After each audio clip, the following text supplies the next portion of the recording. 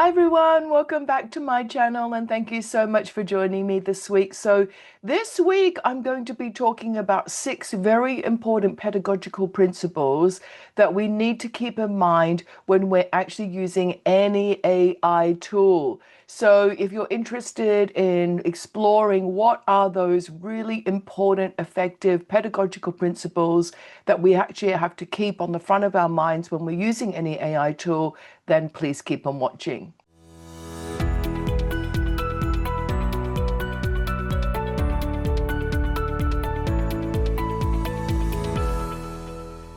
Okay, so I'm going to be talking about this little table or this infographic that I have in my book, AI-Powered Pedagogy. And the first pedagogical principle I want to discuss is concept-based learning. So when we're using any AI tool to create lesson plans, to create engaging learning experience for our students, let's make sure that we're focusing on deep conceptual understanding. So we want to be able to build conceptual understanding, and that teaching and learning is focused on helping learners to build foundational facts and skills as a gateway to develop those deep understandings that we want our students to take away from the lessons. So that's the first pedagogical principle. Okay, so here is the second pedagogical principle that I think we need to keep in mind when we're using any AI tool. Make sure that we're incorporating inclusivity and making sure that the learning experiences or the output is equitable. So we're designing, we're planning, accounting for the needs of neurodiverse learners and those from diverse backgrounds, ensuring equitable access for all. So even in your prompting, you may be saying an inclusive learning experience that's equitable, that caters for neurodiverse students. So that's the second pedagogical principle. So the third pedagogical principle is collaborative. We want our classrooms to be collaborative. We don't want students to be working in isolation one-to-one on a computer, because otherwise they might as well not be in class with you and they might as well be at home. So let's make sure that we're using any AI tool, that the learning experiences, the unit plans, the ideas actually promote a social constructivist environment. So learners are immersed in a social constructivist environment where prior knowledge is used as a springboard. We honor our students' prior knowledge and understanding, and then promote that collaboration between and amongst students. Okay, the fourth pedagogical strategy is learner-centered and learner-driven.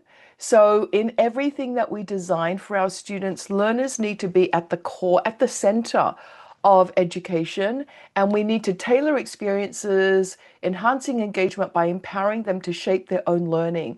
So as much as possible, you may be designing learning experiences where your students are driving the learning, whether that's through their own questioning, whether that's through their own identification of goals that they want to achieve, but make sure that we're always designing experiences that are learner-centered and learner-driven. Okay, the fourth pedagogical principle is evidence learning. Now, this is, I suppose, similar to the word assessment. I don't like to use the word assessment because it always brings people's blood pressure up. Assessment can exhibit, or it can encourage a lot of anxiety in teachers as well as students. So I like to say that we're collecting evidence of learning. How can we collect evidence of learning? In both a qualitative and a quantitative way.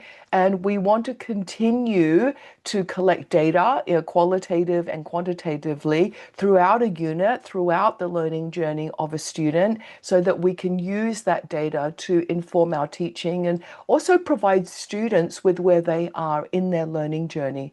So learning should be evidenced. And if we're using any AI tool, make sure that we're collecting both qualitative and quantitative data as ideas in our unit plans.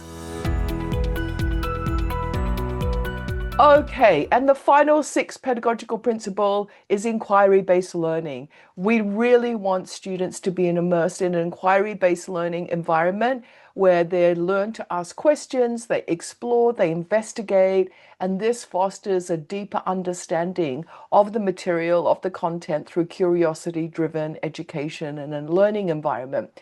So inquiry-based learning, I suppose, is that huge umbrella term where we want everyone to be immersed in inquiry-based learning at all times. It's not that once a week we have inquiry-based learning or this section of the lesson is called inquiry-based. It's actually a whole philosophy and a principle that we try to infuse all the time. And along with all of the other 5 pedagogical principles, we can actually be designing learning experiences that really cater to students in a more transformative learning environment. I was working with a group of teachers the other week in an AI-powered pedagogy workshop.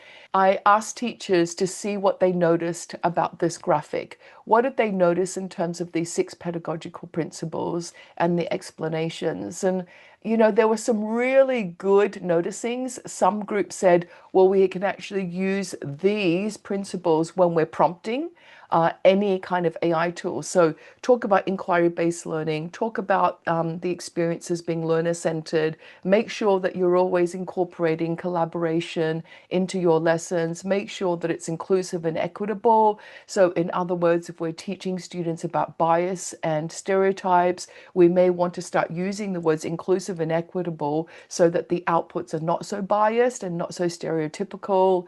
And then we may want to be using the prompt concept-based learning so that we focus all of our lesson experiences with our students on deep conceptual understanding.